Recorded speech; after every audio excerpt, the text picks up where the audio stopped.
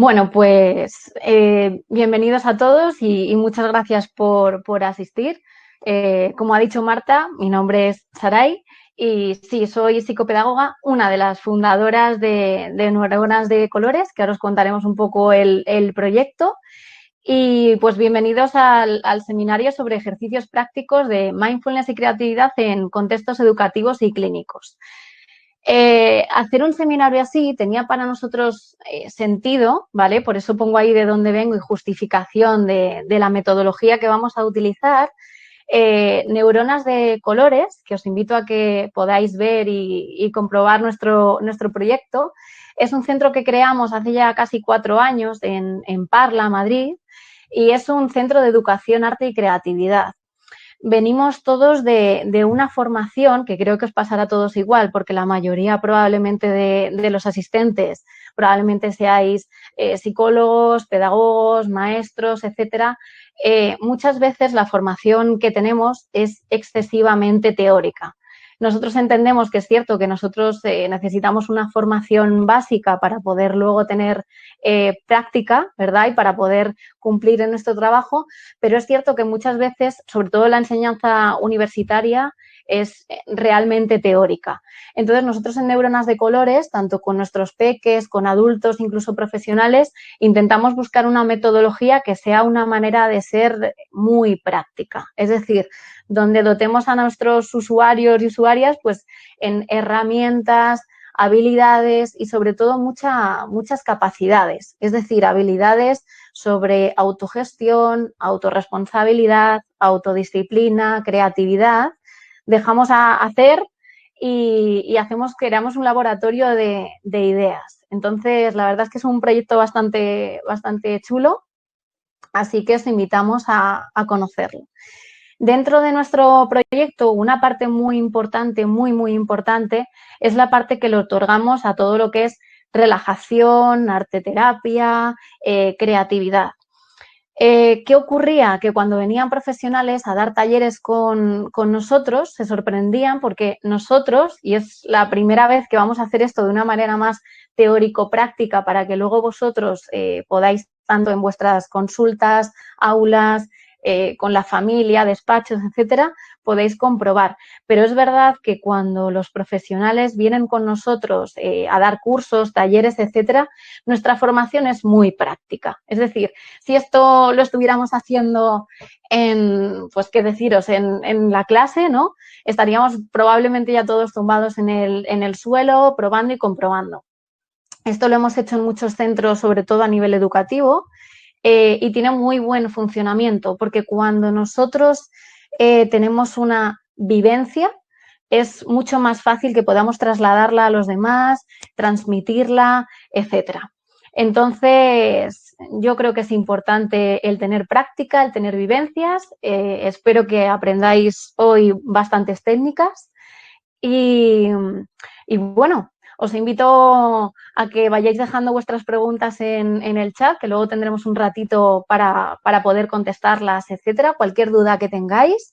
Y si nos queréis escribir luego directamente también nosotros porque queráis asistir a algún taller o tengáis cualquier duda, sin problema. Así que comenzamos. Bien. Como ha dicho Marta, llevo 12, 13 años más o menos dedicándome al ámbito educativo, social y dentro de muy poquito tiempo también al ámbito más psicológico. ¿Qué me ocurre cuando yo veo a pequeños, a adultos, a profesionales? Nos falta mucha calma hoy en día. El problema principal de nuestro día a día es vamos corriendo, vamos a tope de actividades. Entonces, pretendemos sobre todo que con los pequeños el aprendizaje sea ipso facto. Y no es así. Necesitamos un paso previo y ese paso previo es la importancia de la calma. No podemos llegar a un aprendizaje, da igual que sea de tipo pedagógico, psicopedagógico, psicológico, si no hay una calma presente. ¿Qué quiero decir con esto de calma presente? Pues os voy a poner un ejemplo muy simple. Probablemente si ahora estáis todos y todas ahí conectados y entra alguien en vuestra habitación, muy probablemente perdáis la calma, perdáis esa atención. Entonces, paso previo a esa calma, a esa atención, efectivamente es buscar ese momento, ese espacio para obtener la calma. Una vez que nosotros hemos obtenido la calma, podemos ya empezar a focalizar diferentes perspectivas. ¿Por qué? Porque la calma es tranquilidad, es quietud, es una ausencia de ruido, de movimiento, de agitación. Cuando yo tengo calma, soy capaz de tener una toma de contacto personal. ¿Qué quiere decir tener una toma de contacto personal? Que yo puedo hacerme uno conmigo mismo. ¿Por qué? Por lo que os decía, porque a nivel diario estamos muy desconectados, ¿vale? Puedo valorar el presente, es lo que os decía. Si yo estoy en esta habitación, estoy valorando dónde estoy hablando para vosotros, etcétera. Tengo que hacer esa valoración. No es el mismo contexto si, como le explico yo a los peques, si estoy en clase, que si estoy jugando, etcétera. Tengo que hacer una valoración. ¿Qué me permite esa calma, esa toma de contacto personal y esa valoración del presente? Que yo pueda tener una atención y una conciencia sobre los procesos que me voy encontrando. ¿Qué me permite esa atención? Pues tener al final una atención plena en aquello que estoy haciendo, que es muy importante. No le puedo pedir a un peque que se centre en algo si previamente no tiene calma. Y esto los que tenéis experiencia en determinados sectores os vais a dar cuenta. O incluso en un contexto clínico, si un paciente llega a consulta con mucha inquietud, es imposible que atienda los procesos de una manera adecuada.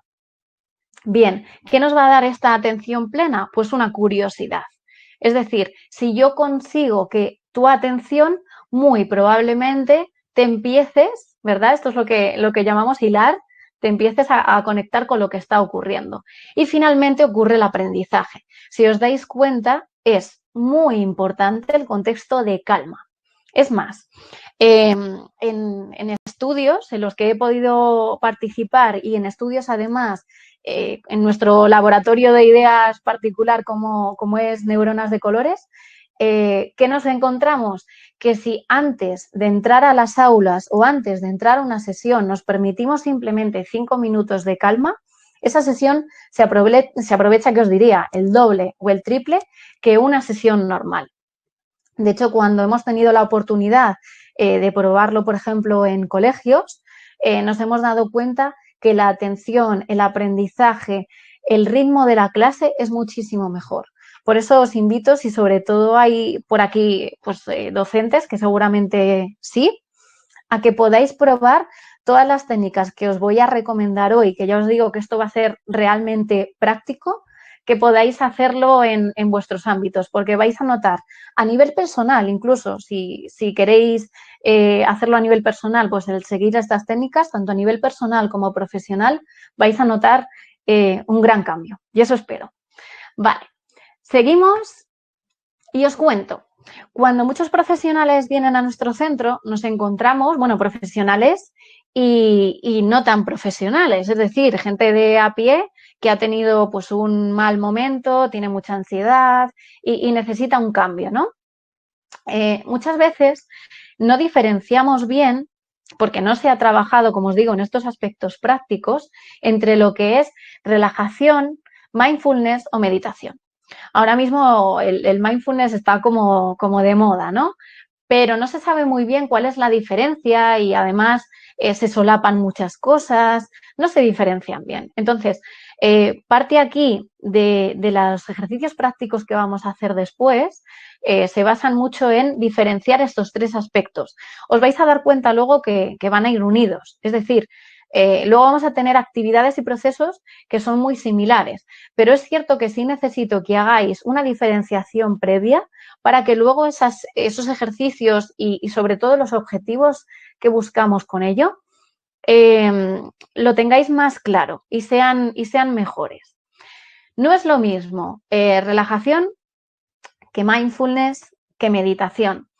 Y fijaros, y ahí no lo puse un poco adrede, las ondas cerebrales que movemos en los determinados ejercicios de relajación, de mindfulness y de meditación no son los mismos. En ejercicios de relajación estamos hablando de que buscamos unas ondas alfa, en los ejercicios de mindfulness estamos hablando de ondas beta y alfa, y en los ejercicios de meditación estamos hablando de ondas gamma, teta y alfa. ¿Qué quiero decir con esto? Que la actividad cerebral es diferente porque los estados son diferentes. Bien, dicho esto, voy a proceder a explicaros las diferencias. Cuando la gente viene a talleres de relajación con nosotros, yo siempre les explico que relajación puede ser casi cualquier cosa que me distraiga, que me relaje. Y un ejemplo muy burdo sería estar tumbada en el sofá, por ejemplo, viendo la tele. Bien. Pero ¿qué ocurre? Que nos falta como una parte, una particularidad en esa relajación. ¿Qué nos faltaría en esa relajación? Ir un paso más allá. Entonces, una relajación sobre todo tiene que servirme de paso previo para una sesión, por ejemplo, de mindfulness, totalmente.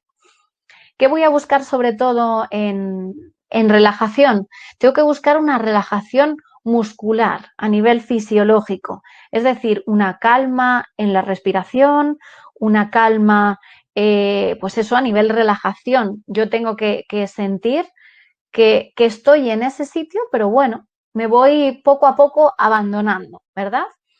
Hay una liberación de tensiones, es decir, no puedo tener la misma postura que tendría en un momento de tensión a una postura de relajación, ¿verdad? Y aprenderemos luego ejercicios para poder relajarnos. ¿Qué ocurre con el mindfulness?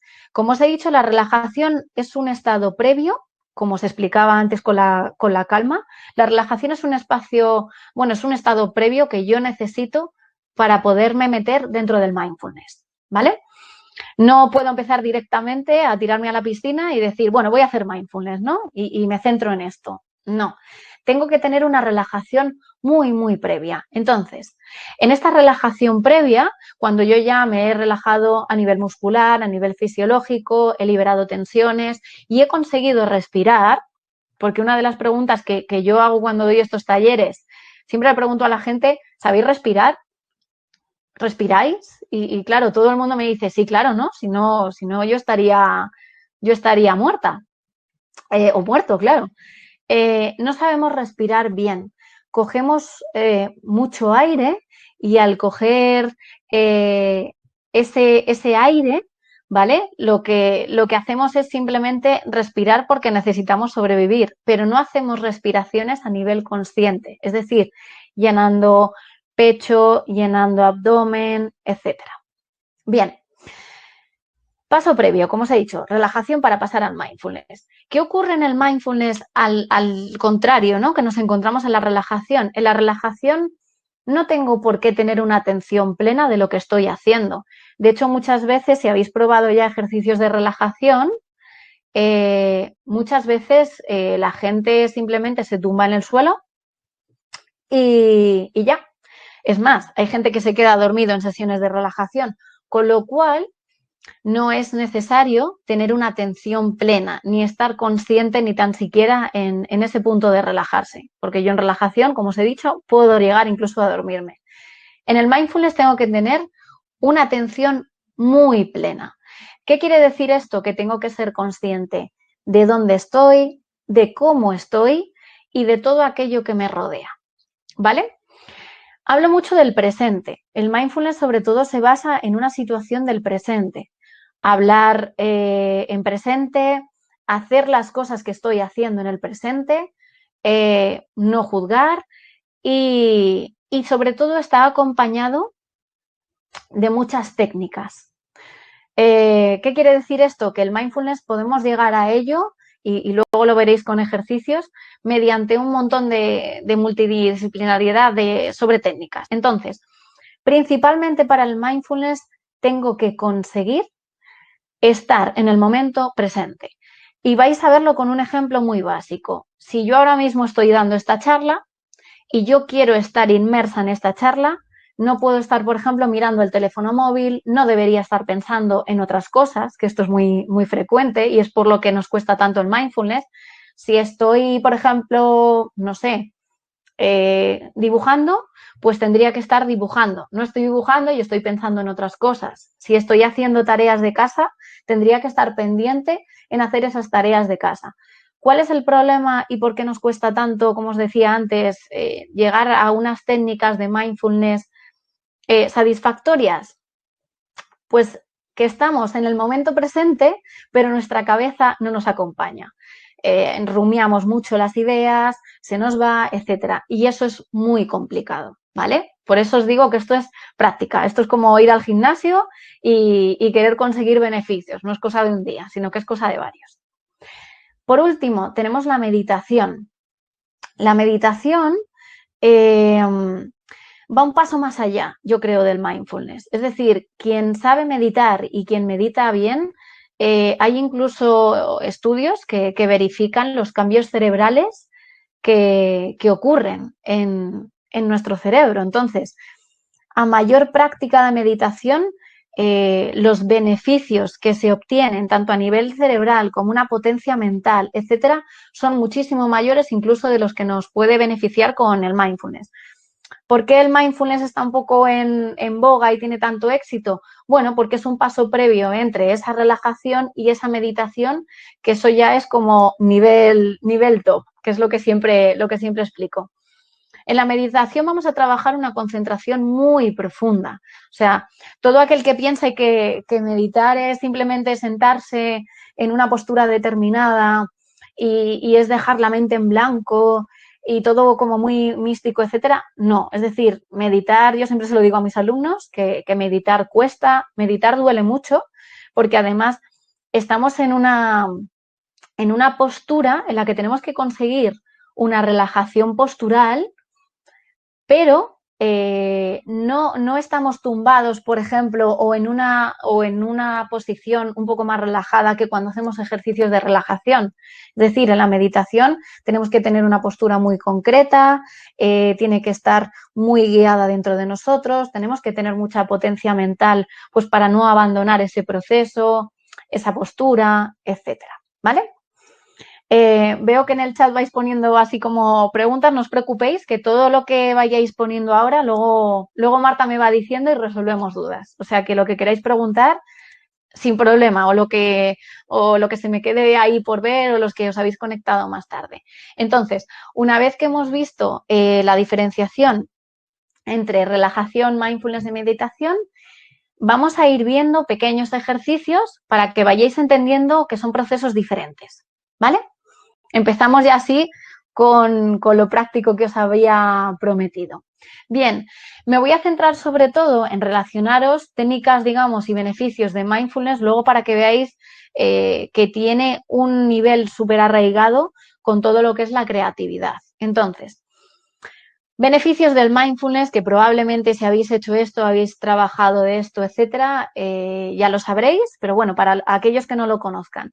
El mindfulness, sobre todo, ayuda muchísimo a la gente a disminuir y a contrarrestar el estrés. Es fundamental. Es decir, si yo pongo atención y calma en las cosas que estoy haciendo y realmente me encierro en esas cosas, se reduce el estrés porque no voy a intentar estar constantemente en multitarea, que esto nos pasa siempre, que actuamos ya muchas veces como máquinas. Lo hacemos todo como muy mecánico, intentamos reaccionar ante todo muy rápido, contestar a todo muy rápido, digamos, buscar un poco esa perfección, ¿no? Que al final no existe. Entonces, lo bueno que tiene el mindfulness es que me concentro en la actividad que yo estoy haciendo y cuando acabe esa actividad podré empezar con otra, ¿vale? Por eso es muy bueno como técnica, digamos, antiestrés.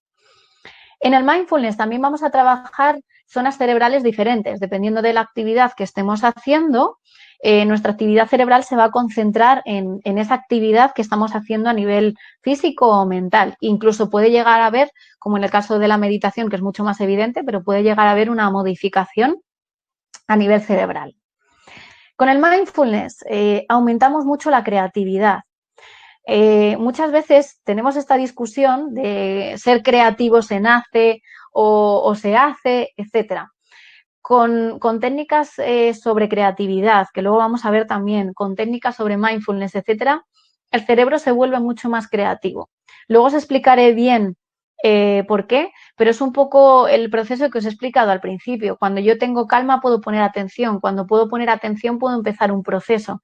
Y si yo además me escucho mucho, ese proceso puede ser muy creativo y puedo tener muchas ideas y llevarlas a cabo. El mindfulness también aumenta nuestra percepción en el presente. ¿Qué quiere decir esto de que aumente nuestra percepción en el presente? Pues lo que os decía antes, que si yo estoy inmersa en una tarea, esa tarea es la que voy a estar haciendo en ese momento. No me voy a dejar invadir por otros pensamientos, por necesidades del después, por pensamientos incluso que tengo anteriores, sino que se basa simple y llanamente en el momento presente. Nos vamos a sentir también mucho más fuertes mentalmente. Vamos a mejorar la atención y la memoria, porque al estar, digamos, tan inmersos en lo que estoy haciendo ahora, me ayuda, como os he dicho, a focalizar. Y hay una mayor productividad, fijaros. Siempre pensamos que el hacer muchas cosas a la vez es lo que nos otorga productividad. Para nada, lo que nos otorga productividad es concentrarme en la tarea que estoy haciendo e intentar realizarla de la mejor manera posible, ¿vale? Dicho esto, vamos a pasar ya a ejercicios prácticos, ¿vale? En estos ejercicios prácticos hay probablemente muchos que ya habéis probado, muchos que sabréis. Bueno, yo lo voy a explicar como, pues, desde cero, como si no tuvierais mucha idea, ¿vale? Y ya os digo, todas las técnicas que van a aparecer a partir de ahora, si se diseñan bien y se gestionan bien, pueden servir para todos los públicos. ¿Qué quiere decir con esto, con todos los públicos? Pues que puedo probarlo desde peques muy peques. De hecho, nosotros hemos llegado a hacer talleres de relajación con niños de 3, 4 añitos, incluso antes. Gente muy mayor, gente muy diversa, es decir, entramos en diversidades funcionales, entramos en cualquier diversidad de edad, sexo, etcétera, perdón. En grupos, a nivel individual. Ya os digo que podéis probar estas técnicas con absolutamente cualquier persona. Ahora, cuando hay alguna técnica un poco diferente, sí os avisaré, ¿vale? De que determinadas técnicas tenéis que esperar por lo menos un tiempo o os las recomendaré para según qué procesos, ¿vale? Respecto a las técnicas de relajación, estas 3 técnicas las podéis probar prácticamente, ya os digo, con cualquier edad, con cualquier tipo de persona y no hay ningún problema. Probablemente las 2 primeras sí las tengáis bastante identificadas, ¿vale? Una de ellas sería la relajación muscular progresiva de Jacobson, digamos que es la típica que se da en las consultas, sobre todo de psicología, y también se suele a veces hacer algún tipo de relajación en las aulas, y se basa sobre todo en ejercicios de contracción y de relajación, ¿vale? Es decir, el movimiento que yo podría estar haciendo ahora mismo con mi mano, que sería de contracción, apretar, apretar y relajar. Antes de ponernos, digamos, a hacerle una relajación, se me ha olvidado comentaros que cuando hacéis unos ejercicios de relajación, nosotros normalmente siempre los practicamos tumbados en el suelo con una esterilla, una colchoneta, de forma que vuestro cuerpo esté boca arriba, con los ojos cerrados, las manos siempre con las palmas hacia arriba, más o menos las piernas el ancho de nuestras caderas y los brazos no pueden estar muy pegados al cuerpo, sino que simplemente van a estar pues a esta distancia, ¿bien? Con todo apoyado.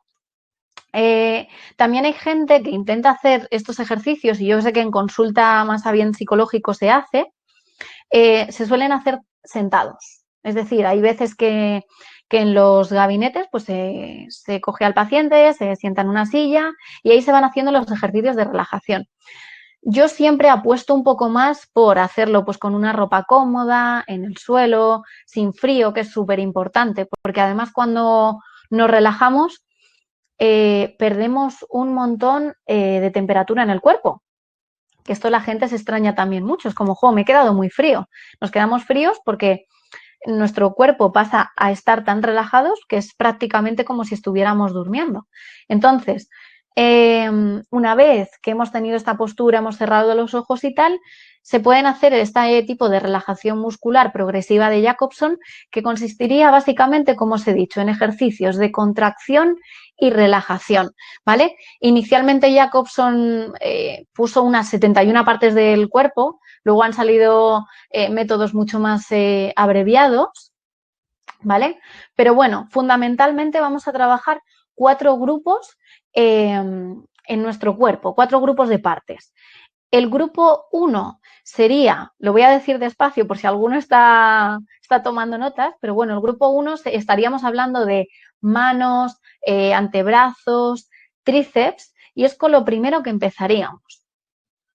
Grupo 2, sobre todo nos centraríamos en esta zona del cuerpo, es decir, cabeza, todo lo que es la cara, el cuello, la frente, nariz y ojos. Y claro, me diréis, ¿cómo contraigo, no? Bueno, pues podemos arrugar lo que es esta zona, ojos, incluso se pueden hacer ejercicios con la mandíbula de apertura, cerrar, etcétera. Tenemos en el grupo 3, tendríamos tórax, todo lo que es esta parte, tórax, estómago y región lumbar, ¿vale? Y por último acabaríamos con la parte de abajo, es decir, muslos, nalgas, pantorrillas, pies, etcétera, ¿vale? Es fundamental, yo ahora lo estoy contando muy rápido y si hicierais taller con nosotros, claro, esto lo estaríamos haciendo directamente con la relajación, etcétera, pero es muy importante, aunque vosotros guiando la actividad penséis que estáis tardando mucho en hacerlo, es como acabo de decir que relajen tal y enseguida quiero pasar a la siguiente. Hay que dar un tiempo para esta actividad, es decir, puede parecer que la relajación progresiva es muy corta, pero lo hay que hacer bien. Y para hacer bien una relajación consiste en tiempo, porque no es lo mismo cuando yo lo guío desde fuera el tiempo que yo creo que está pasando a la persona que está tumbada que necesita esa calma en el ejercicio. Entonces, yo puedo estar con esa respiración agitada de pensar que tengo que hacerlo rápido, ¿no? Para que me dé tiempo a hacer muchas cosas en esa hora o el tiempo que dure el taller, pero la persona del suelo necesita calma y ha venido a buscar esa calma. Con lo cual, sí os invito un poco a que vayáis muy despacio en este tipo de ejercicios, ¿vale? Que le deis tiempo a la persona a focalizar esa parte del cuerpo, a que tenga que contraerla, a que tenga que relajarla, a que note ese cambio, ¿vale? Porque hay que ser muy conscientes en este tipo de relajación el cambio que estamos haciendo a nivel muscular.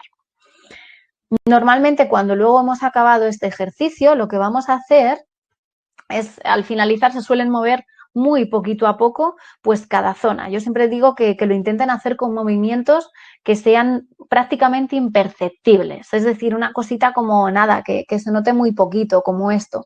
Y ahí sí que empezaríamos desde abajo hacia arriba, es decir, de piernas, pies, piernas, brazos, es decir, todo lo que empieza el cuerpo por abajo hacia arriba para volver otra vez un poco a reconectar.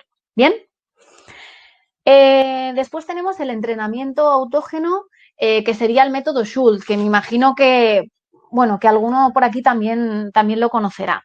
¿Qué quiere decir? Pues yo creo que son los ejercicios de relajación que nos hacían a nosotros cuando éramos pequeñitos, que seguramente os acordaréis porque nos decían, tu cuerpo cada vez está más pesado y más pesado, ¿no? Después de los ejercicios de educación física. Bien, pues el método Schultz se basa sobre todo en experimentar cosas, ejercicios que sean tanto fisiológicos, ¿vale? Como racionales. Es decir, está relacionado un poquito como con prácticas hipnóticas, ¿vale? Exógenas. Y entonces vamos a trabajar por medio del lenguaje, de las sensaciones. Se trabaja sobre todo, como os digo, en el sentido de, vas a notar que tu cuerpo cada vez está más y más tranquilo. Vas a notar que tu cuerpo cada vez es más y más pesado. Vas a notar que tu cuerpo cada vez tiene más y más calor. Vas a notar que tu cuerpo cada vez es más y más ligero. Se suelen trabajar con esas sensaciones de tranquilidad, de pesadez, de calor, de ligereza y esas sensaciones son muy potentes a nivel mental porque consiguen relajarnos. Entonces, un taller ideal de relajación, pues sí que podríamos trabajar primero la respiración, podemos hacer una relajación muscular, que es lo que hemos visto anteriormente, y hacer un entrenamiento autógeno, por ejemplo. Bien, dicho esto, nos quedaría en relajación, hacemos un escáner del cuerpo. ¿Qué quiere decir este escáner del cuerpo? Muy fácil. Lo que intento es que la gente conecte con su propio cuerpo, con sus emociones. ¿Qué quiero decir con esto? Que yo cuando estoy tumbado en el suelo puedo saber qué partes de mi cuerpo siguen tensionadas, pese a respiraciones, pese a que yo ya haya hecho algún entrenamiento, alguna relajación. Entonces siempre les digo que lo que tienen que intentar es escanear todo su cuerpo, desde la cabeza hasta los pies. ¿Para qué? Pues muy importante. Cabeza a pies para descubrir todas aquellas partes que se hayan quedado extrañas, ¿vale? Porque la gente siempre os va a hablar de sensaciones extrañas. Sensaciones extrañas, básicamente, pues va a ser tensión. Entonces, nos vamos a focalizar una vez que hemos hecho ese escáner del cuerpo y yo, por ejemplo, creo que se me ha quedado mal el cuello, etcétera, muy probablemente lo que tengo que hacer es poner atención a esa zona del cuerpo que ha seguido tensionada y seguir respirando y poner mucha atención para conseguir, mediante otra vez relajación muscular, conseguir calmarla. ¿De acuerdo? Bien. Espero que estas técnicas os sirvan. Voy a continuar. Y ahora nos vamos con ejercicios prácticos de mindfulness. Ya os digo que ahora mismo, como el mindfulness está muy a la alza, hay un montón de ejercicios que podéis encontrar por internet, multitud de técnicas, etcétera. Yo os voy a contar un poco las que más suelen llamar la atención y os voy a contar también las que suelen dar mejores resultados, ¿vale? Hay una que yo creo que me llama mucho la atención y cuando lo hemos probado con alumnos y, de hecho, también, sobre todo con niños y profesoras que me han comentado, sí, sobre todo han sido profesoras que me hayan comentado que lo han hecho en clase, ha funcionado muy bien. Se basa en la comida consciente. Entonces, ¿qué es esto de la comida consciente? Yo siempre lo digo en clase que comemos muchas veces con mucha rapidez, hemos perdido ese disfrute con la comida. Entonces, es fundamental volver a reconectar esto, ¿vale? ¿Cómo podemos volver a reconectar esto? Muy sencillo. Normalmente los ejercicios de comida consciente de mindfulness se suelen hacer con pasas, porque suele ser un alimento muy peculiar, no le gusta a todo el mundo y lo que se busca un poco es que tú de repente te sorprendas porque te está gustando algo que normalmente no comerías o no te gustaría. Y yo con los peques lo suelo hacer sobre todo con chucherías, con chocolate, etcétera. También cuando me viene gente muy bajita de ánimo, pues se intentan también hacer con chucherías o chocolate. ¿En qué consiste este método? Este método consiste en poner mucha atención, primero, al olor, a la forma y hacer un repaso general pues por esta comida, ¿no? Es decir, cosas que hemos perdido, ya nadie, o sea, puedo oler la comida pero no me acerco a hacer ese proceso de oler o no me acerco a tocar, ¿no? A experimentar. Entonces es muy importante que empecemos a reconectar con esas sensaciones y a poder hacer ejercicios incluso de comida consciente.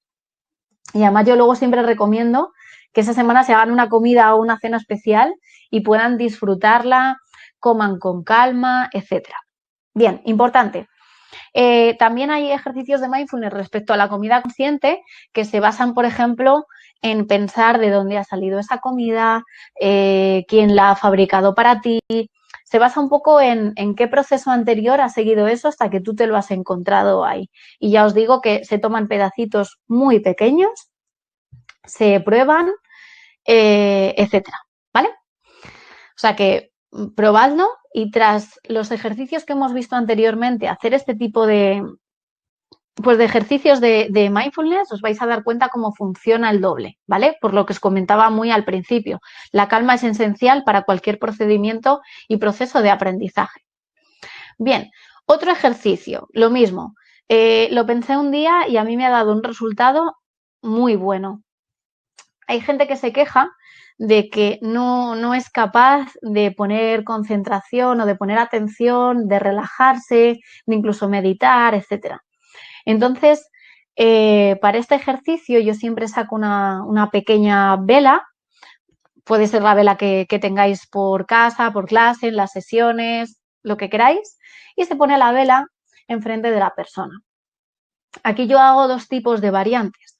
Una variante sería intentar muy levemente soplar esa vela para que no se apague, pero nosotros estemos constantemente viendo ese movimiento de la vela, que es potente ese ejercicio, porque tengo que tener mucha atención en no apagarla, en ver la llama. Entonces, no estoy permitiendo, estoy obligando a que la persona tenga mucha atención en lo que está haciendo. Y es un ejercicio muy bueno, además, para peques, por ejemplo, que tienen TDAH, es muy, muy bueno porque hace que durante un rato simplemente estén atentos a ese juego de la llama, de que venga y vaya. También hay otra variante, sobre todo ahora por el tema de la pandemia, pues no es posible ponernos a soplar la vela, pero la otra variante es simplemente dejo la vela encima de la mesa y estoy conectando con ella a nivel visual. Voy viendo si cambia de forma, si hay colores diferentes y me concentro simplemente en eso.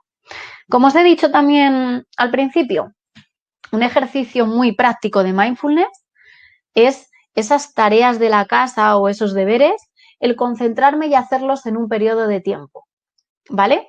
En que si yo estoy haciendo ejercicios, estoy haciendo ejercicios. Si estoy estudiando, estoy estudiando. Si estoy lavando los platos, estoy lavando los platos.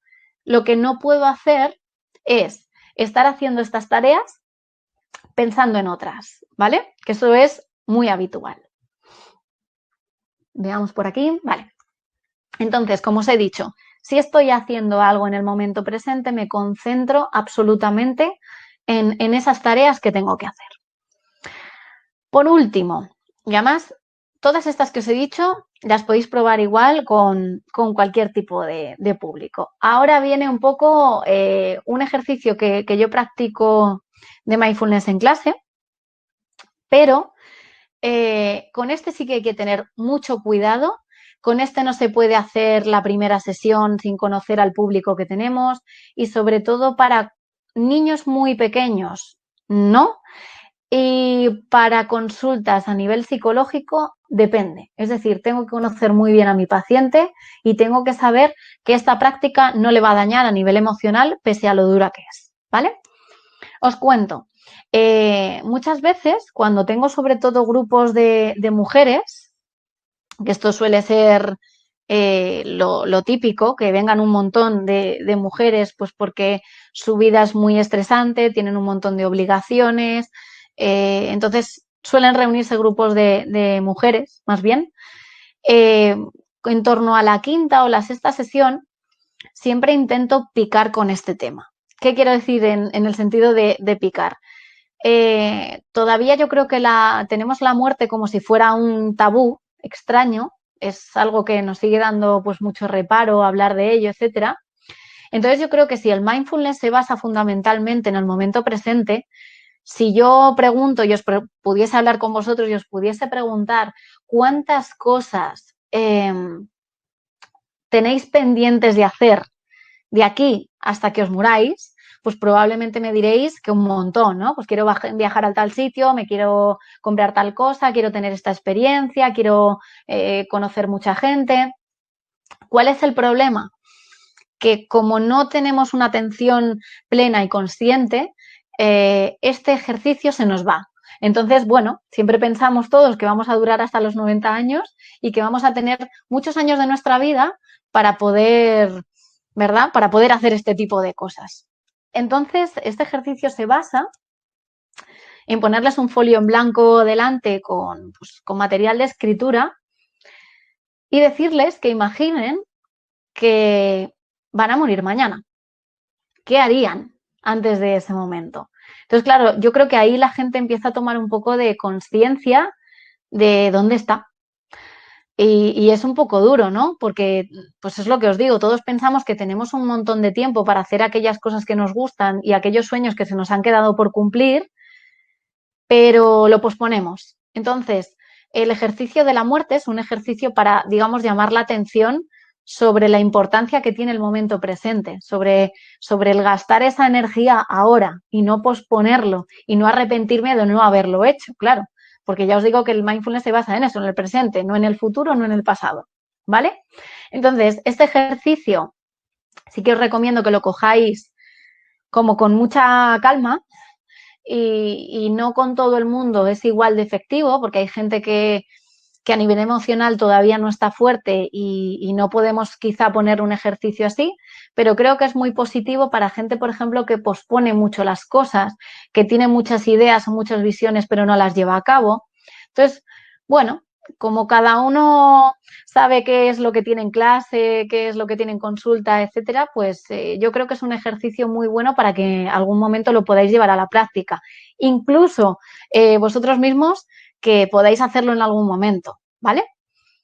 Sigo por aquí, os pongo la siguiente diapositiva, que ya serían ejercicios prácticos de meditación. Nosotros cuando damos talleres de mindfulness, de meditación, etcétera, yo siempre quiero dejar claro, y además con todo el respeto, bueno, la meditación ya sabéis que viene del mundo budista, hinduismo, etcétera, pero nosotros lo hacemos con todo el respeto del mundo para intentar separar esa parte espiritual que sabemos que, a ver, es lo bonito y lo que realmente funciona, pero bueno, partimos de esa parte espiritual para hacer un ejercicio más bien a nivel práctico, ¿vale? Entonces, vamos a tener una postura muy consciente. Es lo que os explicaba antes. A la hora de hacer una meditación yo no puedo estar de cualquier forma. Yo tengo que controlar mi espalda, tengo que controlar mi cuerpo. ¿Cuál va a ser esta postura de meditación? Pues vamos a poner las piernas cruzadas, sentadas en el suelo, y vamos a poner las manos apoyadas en nuestras rodillas. Y la espalda tiene que estar increíblemente recta. ¿Qué ocurre? Que es una postura que no es nada cómoda, entonces nos cansamos, entonces queremos abandonar la postura y estamos constantemente haciendo un juego de reto con nuestra mente porque nuestro cuerpo obviamente quiere abandonar. Entonces, muy importante que intentemos en ese momento que nuestra mente nos está echando un pulso contra el cuerpo, que la mente intente ganarlo.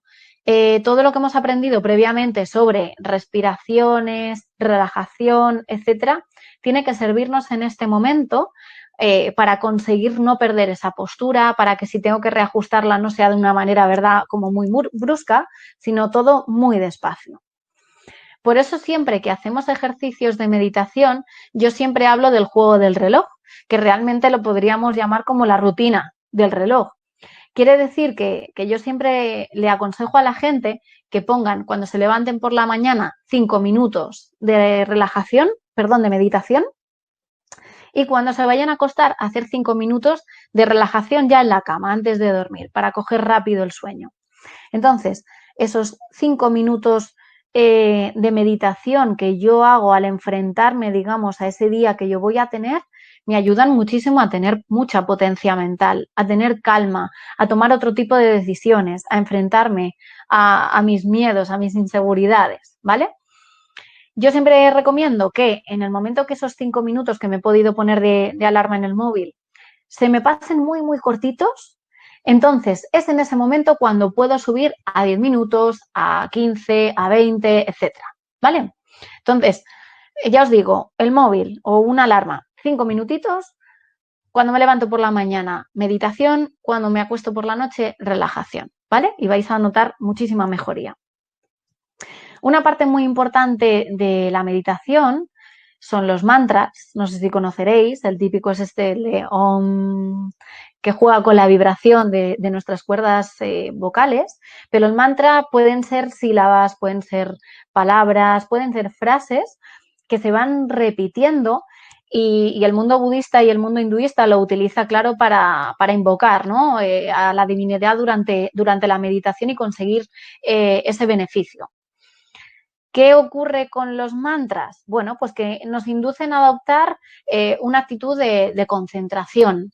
Entonces, esa actitud es muy buena porque nos hace que no tengamos atención en otra cosa, sino que pongamos la atención en el proceso en el que estamos, ¿vale?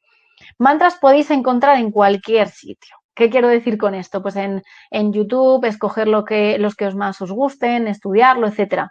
Con bebés, incluso los mantras llegan a funcionar de una manera extraordinaria para dormirlos, para relajarlos. Entonces, yo os invito a que vayáis escuchando cosas diferentes y adoptéis pues, las técnicas que más os gusten.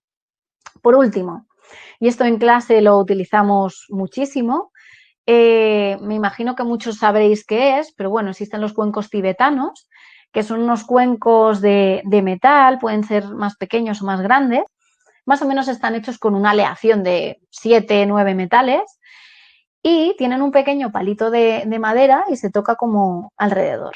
Lo mismo, conseguimos vibraciones, las vibraciones calman. Tener un cuenco tibetano tanto en el aula como en el despacho de un psicólogo es muy positivo. ¿Por qué? Porque lo puedo utilizar en aquellos momentos donde la relajación cueste, donde a pesar de ser una relajación guiada, ¿vale? Porque también podéis guiar las relajaciones, pero aunque sea un paseo consciente, etcétera, el cuenco es vital. Vital para dar calma, por ejemplo, en una clase cuando vienen del descanso, poder volver otra vez a la actividad. Vital para poder, por ejemplo, coger otra vez el sueño. Vital para un montón de procesos, es decir, para la misma relajación, aunque no guiemos una relajación, el hecho de que la persona esté tumbada en el suelo y yo esté tocando el cuenco, esa persona ya entra en un estado de relajación sin tener que trabajar mucho más y es mucho más fácil. Y habrá gente que os dirá que le molesta el ruido, pero una vez que hay una costumbre, esa vibración, al notar el sentimiento de esa relajación, se pasa la barrera y luego es gente que además te pide, ¿no? O sea que no va nada mal. Bien, os habéis dado cuenta de que las técnicas son muy diferentes, como os he dicho al principio y recapitulo, recordad que no era lo mismo relajación que meditación que mindfulness, ¿vale? Si luego necesitáis alguna pregunta o lo que sea, me vais poniendo, que luego me avisa Marta. Vale, continúo. Es muy importante para pasos previos de creatividad, para entrenar la creatividad, porque es lo que decíamos, no todo el mundo a veces es todo lo creativo que quisiera, ¿no? Entonces, bueno, es súper importante a nivel creatividad hacer un paso previo de calma. Es decir, si, como hemos dicho muy al principio, si yo no tengo calma, no puedo poner atención. Si no puedo poner atención, me va a faltar un proceso. No puedo tener ideas simplemente a lo loco. Sí que es verdad que la creatividad es algo muy, muy chulo de estudiar, porque en la creatividad tenemos dos pasos. En la creatividad siempre hay una libertad, pero luego al final hay un control. Es decir, en la creatividad yo puedo tener muchas ideas, pero sí que es cierto que luego hay un control de esas ideas. Es decir, tengo que cauzarlas para poder llevar a cabo ese proyecto. Entonces, ese control y esa libertad tiene mucho que ver con el mindfulness y es lo que últimamente se está comenzando a estudiar cada vez más y más, es decir, relaciones entre creatividad y entre mindfulness. Hay un proceso creativo, ¿vale? Que tiene 4 fases, que es de Graham Wallace, que es un pensador, que sí me gustaría llamar la atención sobre ello, porque es todo el proceso de creatividad, es muy similar a lo que podemos encontrar en un proceso de mindfulness. Hay una preparación donde hay un pensamiento divergente. Es decir, la creatividad al final lo que hace es que yo tenga un pensamiento divergente en el cual yo tengo que dar una solución a algo y hay un control cognitivo. Fijaros, que muchas veces pensamos que la creatividad es simplemente dejarme llevar y lo que ocurra. Y no, dentro de la creatividad hay toda una actividad cerebral y hay todo un control cognitivo que es muy importante. En esta fase de preparación, pues yo tengo imaginación, preparo datos, es como el hervidero, ¿no? En esa fase de incubación, yo lo que voy a hacer es organizar mi memoria, revisar, ¿vale? En esa fase de iluminación, sobre todo me viene la inspiración. Pero fijaros, hasta que yo he tenido esa inspiración, he tenido un proceso de ese control cognitivo, de buscar soluciones, de buscar recursos en mi cabeza. Para lo último es la verificación, es decir, cuando ya tengo un pensamiento que ya no es divergente, sino que es convergente, que ya estoy poniendo toda mi atención, toda mi evaluación en ese proceso. Y claro, ahí viene la pregunta, ¿no? Vamos a ver, el mindfulness, ¿qué hace aquí? Bien, pues esto es muy importante. ¿Qué puede hacer el mindfulness? Darnos los procedimientos básicos necesarios y previos para poder tener una creatividad. Es decir, si yo me concentro gracias al mindfulness en la actividad presente, es mucho más fácil que yo a nivel creativo pueda crear con una mejor calidad. Es decir, tenga muchas más ideas, tenga mucho mayor pensamiento divergente, presente más soluciones y finalmente eso lo focalice de una manera adecuada. Bien, ¿qué ejercicios podemos utilizar que estén relacionados con lo que acabamos de ver anteriormente? Pues, por ejemplo, para tener una sesión de creatividad. Muchas veces, además, siempre digo que la creatividad está muy olvidada en las aulas, está muy olvidada sobre todo en los despachos de psicología. Y muchos psicólogos me dirán, bueno, es que yo no necesito la creatividad en una sesión con mis pacientes. Yo creo que sí, porque nos puede dar muchas pistas de la personalidad de alguien, de la forma de proceder de alguien, para todos los públicos, es decir, y para todas las edades. En un proceso creativo yo puedo ver cómo la persona piensa, cómo la persona siente, cómo la persona decide y sobre todo qué gustos y qué personalidad se manifiesta, ¿vale? Entonces, os he puesto aquí 4 ejercicios que para mí son los más chulos y los que me dan muy buenos resultados. El primero se llama Si yo fuera. Esto sobre todo es muy chulo de hacer tanto con adultos como con peques. Yo puedo pensar cualquier categoría. Puedo pensar una categoría de animal, puedo pensar una categoría de objeto, una categoría de persona importante, ¿por qué no? Y si yo fuera un animal, ¿qué sería? Y esto nos da muchas pautas a nivel clínico. Ya os digo que en una consulta que puede parecer que la creatividad tiene que estar como más fuera porque es todo más gris, no tiene nada que ver. Yo puedo aprender mucho de las explicaciones que de esta pregunta me pueda decir un paciente, igual que puedo aprender mucho de un niño o una niña pequeños, ¿no? Entonces, en este ejercicio ya os digo que se basa mucho en imaginar categorías y que os puedan contestar, ¿vale? No hay ningún problema. Segundo ejercicio, imaginar objetos. Esto es fenomenal para, por ejemplo, en procesos en empresas que a veces necesitan tener lluvias de ideas. Puedo imaginar objetos que sirvan para, pues a veces, las cosas más disparatadas, ¿no? Entonces, ¿en qué consiste este juego? Bueno, el juego dinámica.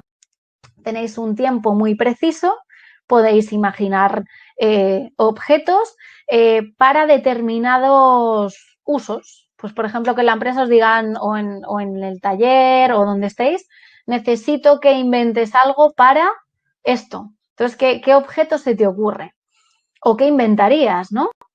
Esto también nos va a dar, si sabemos leer detrás del mensaje que nos está mandando a nivel clínico, también es bastante bueno porque os sorprenderíais muchas veces de las respuestas. Y esas respuestas, si sabemos mirar un poco en el subconsciente, nos están dando pistas de la personalidad de la persona, totalmente. ¿Vale? Entonces os animo a que lo probéis. Un segundo. Vale, sigo. Búsqueda de soluciones. Muchas veces, tanto esto es lo mismo para todos los públicos, tanto con peques como con adolescentes o adultos, estas técnicas son muy buenas de hacer porque yo siempre pongo ejemplos muy parecidos a lo que la persona le puede estar pasando, pero nos vamos a situar en otro contexto. Entonces, ¿qué soluciones crearías tú? Entonces, nos vamos a veces a una pizarra y con post-its de estos o a veces escribiendo en la pizarra, podemos buscar soluciones incluso que salgan bien o que salgan mal. Y hay veces, no sé, que por ejemplo los peques se ponen muy dramáticos y te dicen, madre mía, me voy a tirar por la ventana. Muy bien, vamos a buscarle una solución a eso. Te tiras por la ventana, ¿qué puede ocurrir? ¿No? Y es un ejemplo muy exagerado, pero bueno, pues vamos a buscar soluciones. Te caes y no pasa nada. Bien, entonces, ¿qué sentirías o qué crees que puede pasar? Pues te caes y te rompes todos los huesos, ¿vale? Entonces, consecuencias de eso. Eso ayuda mucho a gente que no es nada decidida o que le cuesta tener determinación. La búsqueda de tener un amplio abanico de habilidades le viene perfecto para poder decidir luego en su vida personal, ¿vale? Es gente pues, que a veces le cuesta mucho solucionar cosas, posponen, etcétera. Espero también que os sirva. Y por último, hay un ejercicio muy bueno, sobre todo para gente además que es muy tímida, que le cuesta mucho, y esto está relacionado mucho con procesos de risoterapia y de arteterapia, es la venta de objetos imposibles. Es decir, el hecho de que tengamos a una persona pues delante de gente, y es una técnica que también se utiliza a veces en gente que tiene miedo pues, hablar en público, etcétera.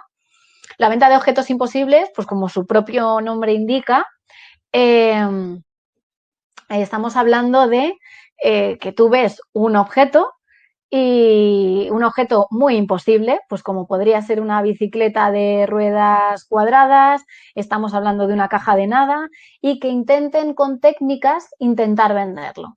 Lo mismo, os vais a sorprender de los procesos que tiene la gente, que al final hasta el que parece más tímido, el que parece que tenga menos recursos, al final se mete en el papel y es una técnica también de liberación y muy creativa para que os puedan dar diferentes planos, ¿no? Bien, dicho esto, que sé que ahora mismo tendréis la cabeza así, llena de ideas, de pensamientos de voy a hacer esto, tal. Fundamental. En nosotros está la calma y quería acabar además con esta frase porque muchas veces la gente dice no soy capaz de relajarme, yo no soy capaz de hacer estas técnicas, no puedo. Y sobre todo muchas veces la gente dice que no puede ser creativa. Y yo siempre digo que la calma está en nosotros y que todo lo podemos entrenar, incluso la creatividad. Así que espero que os hayan gustado las técnicas, que sobre todo las llevéis a la práctica, que si queréis conocer un poco más de nuestro proyecto, incluso probar una clase, etcétera, nos lo digáis. Y cualquier duda, pues la vais escribiendo y a ver si ahora nos podemos poner con las preguntas, que vuelva Marta otra vez. Ya estoy por aquí. Vale. Voy a ir trasladándote, Saray, todas las preguntas que nos han ido haciendo los internautas que han seguido la sesión. Alexandra, por ejemplo, preguntaba si la meditación es una técnica que se utiliza para el mindfulness. Vale, yo es que soy muy de diferenciar procesos. Sí que es verdad que nosotros, por ejemplo, en talleres que cuestionan, pues eso, hacemos relajación, meditación y mindfulness, sí que es cierto que para mí es un proceso, es como la guinda final. Es decir, si tú has sido capaz de relajarte y tú has sido capaz de tener un proceso de mindfulness y de haberte concentrado, etcétera, vamos a pasar al siguiente paso, que es la meditación. Pero tened en cuenta que la meditación al final es un proceso un poquito más alto.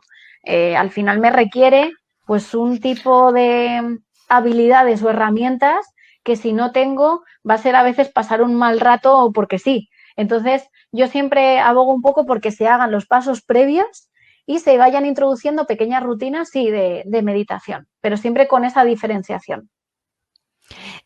Alexandra también preguntaba si se puede llegar a un estado de mindfulness a través de la meditación. Vale, la respuesta es un poco similar. Yo sí que diría que, a ver, me voy a intentar traducirlo, digamos, con palabras muy llanas. Relajación me puedo relajar casi en cualquier estado, como os he dicho antes, tumbada en el sofá, viendo la televisión, etcétera. El mindfulness llega un poquito más allá porque sí que tengo que poner una cierta atención, pero es verdad que hay una mezcla entre atención y relajación, y la meditación estamos hablando de una atención muy plena. Es decir, que no haya nada, digamos, que pueda perturbar esa calma. Entonces, yo lo asemejaría quizá a una pirámide, en donde aquí estaría la relajación, aquí estaría el mindfulness, y por punto final, digamos, sería la meditación como cúspide, como en ese momento en el que estamos, no estamos dormidos, estamos conscientes, y hay que conseguir llegar, digamos, a ese punto medio en el cual estoy atento y estoy consciente, pero con esa relajación, digamos, del segundo previo a cerrar los ojos. Adrián también pregunta si el mindfulness serviría para entrenar la atención dirigida. Totalmente, sí. De hecho, nosotros lo hemos probado con ejercicios de creatividad como los que os he enseñado y ejercicios de mindfulness con peques, sobre todo que tenían TDAH. Perfecto, súper bien. Y con gente que tenía también, por ejemplo, que mostraba pues deterioro cognitivo por la edad, etcétera, igual. María Camila pregunta si el yoga puede servir como una técnica de relajación. Sí, porque pensad que además el yoga se basa también en movimientos posturales, se trabaja mucho además ejercicios de contracción y de relajación de esos músculos, así que perfecto. Melania preguntaba que cuánto tiempo se le debe dedicar a las actividades que has estado explicando. A ver, depende del público. Sí que os digo, por ejemplo, con niños muy pequeños, el hecho de que intentéis que durante toda la hora, por ejemplo, estén tumbados, sin moverse, etcétera, puede ser una misión a veces casi imposible. Entonces, yo creo que hay que estudiar mucho el público que viene. No es lo mismo, pues gente, por ejemplo, muy mayor, que no le vas a poder tampoco tener tumbado mucho tiempo porque luego el beneficio se va a ir, o niños muy pequeñitos. Entonces, yo creo que hay ejercicios que simplemente los vais a poder hacer durante 10 minutitos. Nosotros, a nivel estándar, os puedo decir, sí que hacemos en sesiones de alrededor de una hora y cuarto, siempre damos alguna explicación al principio, siempre solemos hacer ejercicios de unos 30 minutos de relajación y luego dedicar 15 o 20 a mindfulness y 5 o 10 a meditación. Pero estamos hablando de grupos nuevos, digamos, no ya los que pueden ser un poquito más expertos, que tienen un poco más de manejo. María Camila otra vez pregunta si la técnica de la muerte que has explicado se podría utilizar en población con conductas o ideación suicida. Vale, este sí que lo he visto además desde el chat, que he visto la pregunta. Por eso os decía mucho que además en esta técnica la tengo que coger un poco con alfileres. ¿Qué quiere decir esto? Si una persona con la que casi no hemos trabajado técnicas para prevención del suicidio, etcétera, y de repente le estamos constantemente hablando de la muerte, puede no ser positivo. Pero si es una persona que ya tiene cierto entrenamiento, ya tiene ciertas habilidades, como punto final, digamos, a un proceso, sí puede arrancar que la persona tenga una motivación para hacerlo.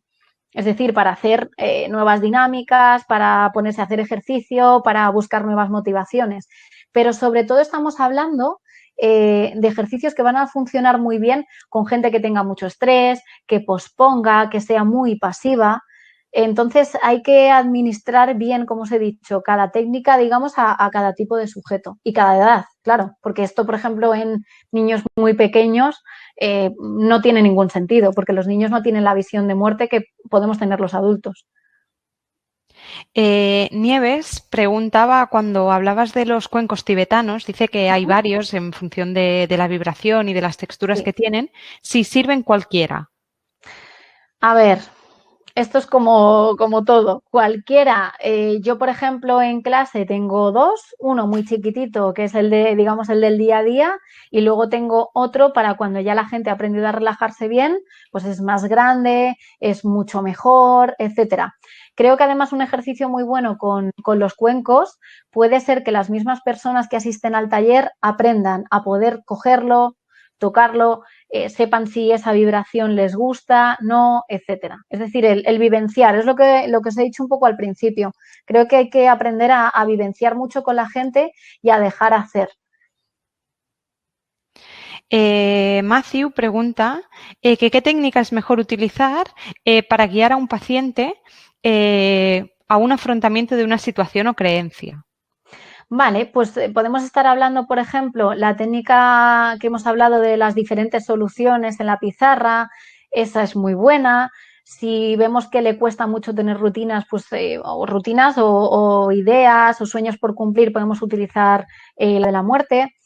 Yo creo que todas las técnicas que supongan que la persona se dé cuenta de en qué proceso está y haya una autorresponsabilidad y haya una autogestión, son muy positivas. Cualquiera os puede servir, pero fundamentalmente la que he dicho, la de la pizarra y búsqueda de soluciones, como si fuera un proceso pues, de empresa, ¿no? De marketing. Elide pregunta si estos ejercicios que has explicado se pueden aplicar a terapia de parejas. Totalmente. Es más, en terapia de pareja y terapia de familia, por eso he dicho que cada uno, claro, pensará en ejemplos muy probables que tenga, pero sí, de hecho, en todos los ejercicios que sean tanto de creatividad como de mindfulness, como de puesta en calma, todos estos ejercicios a nivel pareja son muy positivos porque hay mayor complicidad, puede haber numerosas emociones, si tengo calma me voy a afrontar mejor a ese proceso que estoy haciendo en terapia, o sea que fenomenal. Dicen que se ha cortado un poquito cuando explicabas lo de la técnica del escaneo del cuerpo. A ver si podrías hacer un resumen. Vale, esta técnica además era facilita y es resumida. Les digo a la gente que viene al taller, están tumbados además en el suelo en posición de relajación y siempre les digo que hagan un escaneo de su cuerpo desde la cabeza hasta los pies y que todas aquellas zonas que hayan quedado en tensión, que les cueste más todavía mover, que ellos noten que todavía hay cierto proceso en el que están nerviosos, que intenten mediante respiración y volver otra vez a hacer lo que hemos explicado de los ejercicios de Jacobson, de Schultz, etcétera, volver otra vez a intentar probar otra vez y comprobar. Y entonces ese escaneo se puede hacer antes del ejercicio de relajación para ver qué partes tengo tensionadas, durante el ejercicio de relajación y posteriormente. Susana pide a ver si puedes darle un consejo. Dice que tiene una clase, o sea, un caso de un niño o una niña con timidez de unos 10 años en una clase. ¿Qué consejo puedes darle? Vale, todas las técnicas que he explicado sobre creatividad son muy positivas para peques con problemas a nivel de autoestima, incluso problemas a nivel de timidez, problemas muchas veces de nenes que tienen como, yo lo veo como el cuerpo como muy tenso constantemente. Entonces, todo lo que sea conectar el cuerpo a nivel, pues, niños muy pequeñitos con creatividad, nos puede conseguir el proceso contrario. En el adulto sería como necesito esos ejercicios de relajación, de mindfulness para conseguir la creatividad. Y en peques muchas veces puedo conseguir esa liberación por medio de la creatividad. Podemos empezar el procedimiento un poco al revés. Claudia preguntaba si el mindfulness sería útil para tratar a pacientes con ataques de pánico. Totalmente. Tanto ejercicios de puesta en calma como de relajación, como de mindfulness, como de meditación, en fobias, estrés, ataques de pánico, etcétera, además es fundamental. Es decir, estar formado en esas técnicas para formar a nuestros pacientes y poder hacerlo. Lina, aparte de darte las gracias, otros usuarios también lo han hecho, ¿eh? Dicen que ha sido muy interesante. Pide si hay otra técnica, aparte de la respiración, en la que se pueda tener conciencia del presente. A ver, fundamentalmente todo lo que he explicado en técnicas de mindfulness. Como os decía, si estoy fregando los platos, tengo que estar fregando los platos. Si estoy dibujando, estoy dibujando. Es decir, el no salirnos principalmente del proceso en el que estamos inmersos. Yo creo que es la técnica principal de mindfulness, pero principal. Y luego, a nivel respiración, yo siempre diría que lo principal es respirar. Es decir, puedo estar presente en el momento en el que estoy. Es verdad que eso ya me va a dar de por sí calma, pero aún así tengo que seguir entrenando respiraciones porque es verdad que no respiramos bien. Es la realidad. Ana María pregunta que cómo podemos ayudar a entrar en este proceso de relajación o meditación a las personas que no están acostumbradas. Esto yo creo que es lo más complejo que os podéis encontrar, sobre todo cuando la gente manifiesta, yo creo que más a nivel psicológico, porque los peques es verdad que se dejan liar más para estas cosas, pero es verdad que hay gente que en consulta presenta muchas resistencias y una de estas resistencias es el venir con la creencia, como os he dicho, de yo no puedo relajarme, nadie ha conseguido que me relaje, esto es muy complicado. Entonces yo creo que ejercicios, por ejemplo, como el de la vela, para que la persona simplemente aprenda, aunque sea 5 minutos, a estar atento con algo, yo creo que es muy positivo.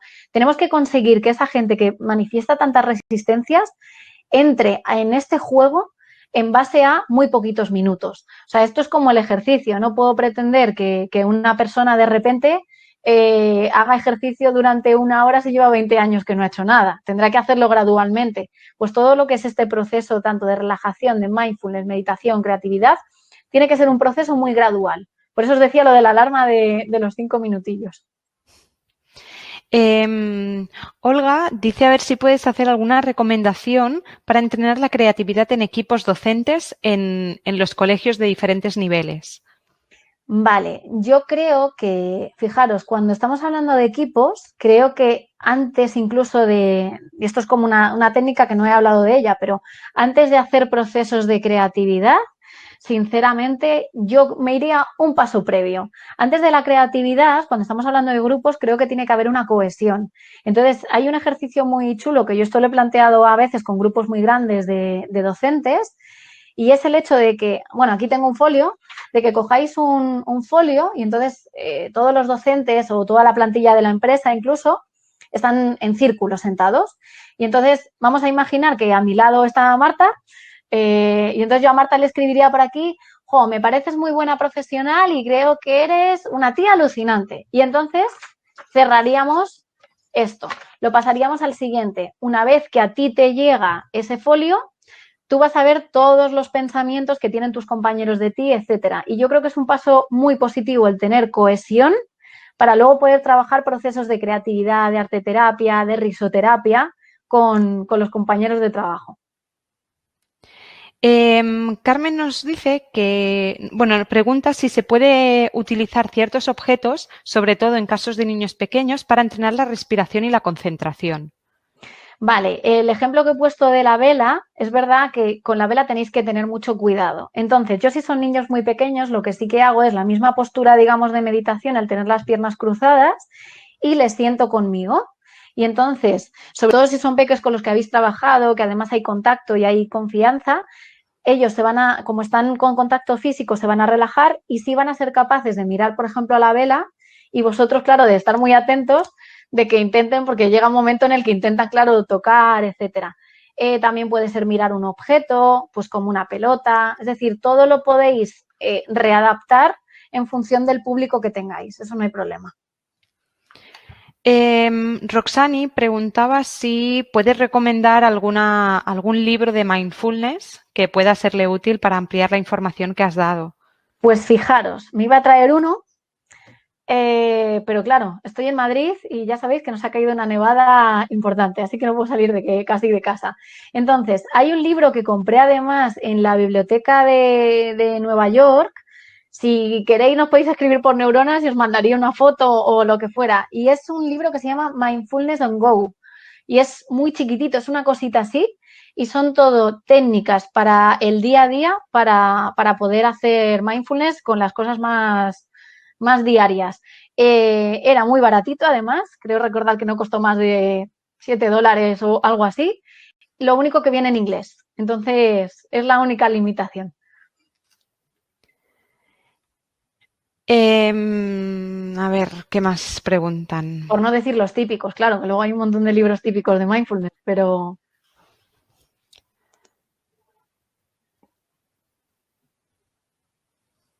Dicen, repite el libro de mindfulness, creo que pone por ahí. Es mindfulness, no sé si es On Go, ¿no? o on go, sí. Vale, os lo escribo por el chat para que lo tengáis. Sí, ya os digo que si luego a los pobres que se hayan quedado con dudas nos quieren escribir o lo que sea, no hay problema. Les contestamos también. Mira, Jessica nos explica que ella es profesora de alumnos de 14 años y que con ellos hace ejercicios de 4 minutos para despejar el cansancio de visión y que se despejen bebiendo o tomando alimentos o incluso ir al baño. ¿Qué técnicas le podrías sugerir para poder insertar en este caso, o sea, técnicas de mindfulness para utilizar en estos alumnos? Pues fijaros, algo muy simple, como puede ser el ejercicio algún ejercicio de relajación que sea incluso en su silla, que simplemente sea hacer unas cuantas respiraciones muy conscientes y que me llenen mucho y tomar conciencia de dónde estoy simplemente con los ojos cerrados, eso puede ser un ejercicio muy bueno. Y el ejercicio también que he recomendado antes para grupos de profesores, etcétera, en clases con adolescentes también funciona súper bien, para que haya cohesión de grupo, para que haya una tranquilidad, para que haya un ambiente de calma en clase. María dice que el ejercicio de imaginar objetos no le ha quedado demasiado claro, que si podrías volver a repetir las ideas clave. Vale, un segundo que tengo por aquí, el de imaginar objetos. A ver, ¿qué estaba yo pensando? Vale, imaginar objetos puede ser simplemente que yo diga, tenéis que inventar algo, pues yo qué sé, ahora se me ocurre, tengo mi cabeza muy puesta en la nieve. Entonces, llegar y decir a la gente algo para poder quitar la nieve de un tal, pues venga, pues me voy a inventar una aspiradora gigante que quite toda esta nieve, ¿no? Por ejemplo, en base a las respuestas que os den, vais a averiguar mucho de la personalidad. Es decir, pues si quiere abarcar un montón, si las ideas son tremendamente desconectadas, etcétera. Entonces es un poco eso, el imaginar objetos un poco locos en determinadas situaciones que os podéis inventar. Matthew pregunta que cómo puede prevenirse o manejarse una reacción adversa durante la aplicación de una de las técnicas, por ejemplo, un llanto descontrolado. Vale, yo creo que hay que intentar acompañar, es decir, comprender totalmente la emoción, porque además cuando volvemos a estado de calma, y esto ocurre mucho en las sesiones de relajación o de mindfulness, os vais a encontrar con gente que ríe, que a veces no es lo normal, pero a veces pasa, pero sobre todo mucha gente que llora. Hay que tener en cuenta que es gente que viene, por ejemplo, muy estresada, con un alto grado de ansiedad, a veces con trastornos de ansiedad generalizados. Entonces, lo que tenemos que intentar es, igual que acompañaríamos a un niño pequeño que llora, pues se acompaña de la misma manera al adulto, es decir, comprendiendo la emoción, explicándole que es totalmente normal, que no le ocurre solo a él, sino que le pasa a más gente. Y bueno, si es necesario parar la sesión y hablar de emociones, de sentimientos, de por qué ha ocurrido, no hay ningún problema. Se pueden parar sesiones. Sandra pregunta que cuáles son las recomendaciones para realizar mindfulness con personas con deterioro cognitivo. Vale, con personas con deterioro cognitivo es verdad que podéis trabajar de la misma manera, pero vais a tener que repetir constantemente las instrucciones, hacer instrucciones de una manera súper sencilla para que os entiendan. Sobre todo trabajar a nivel emocional, es muy importante conectar con ellos a través de la sonrisa, de gestos, del acompañamiento, de contacto incluso físico. Y bueno, ser muy claros en las exposiciones. Ahí sí que os diría que los ejercicios tienen que ser más cortos. Pasa como con los pequeños, ¿no? Tenemos que acortar, digamos, la duración de los ejercicios. Eso sí. María pregunta si todas estas técnicas explicadas servirían para abordar la procrastinación. Depende. Volvamos otra vez a lo mismo. No podemos hablar. Yo, claro, nosotros en Neuronas es verdad que trabajamos mucho con la personalización. Entonces es cierto que no me gusta dar como pautas en general, pues como lo que pasaba con prevención del suicidio, procrastinación, etcétera. Creo que hay que entender muy bien al paciente y a la gente que tenemos alrededor.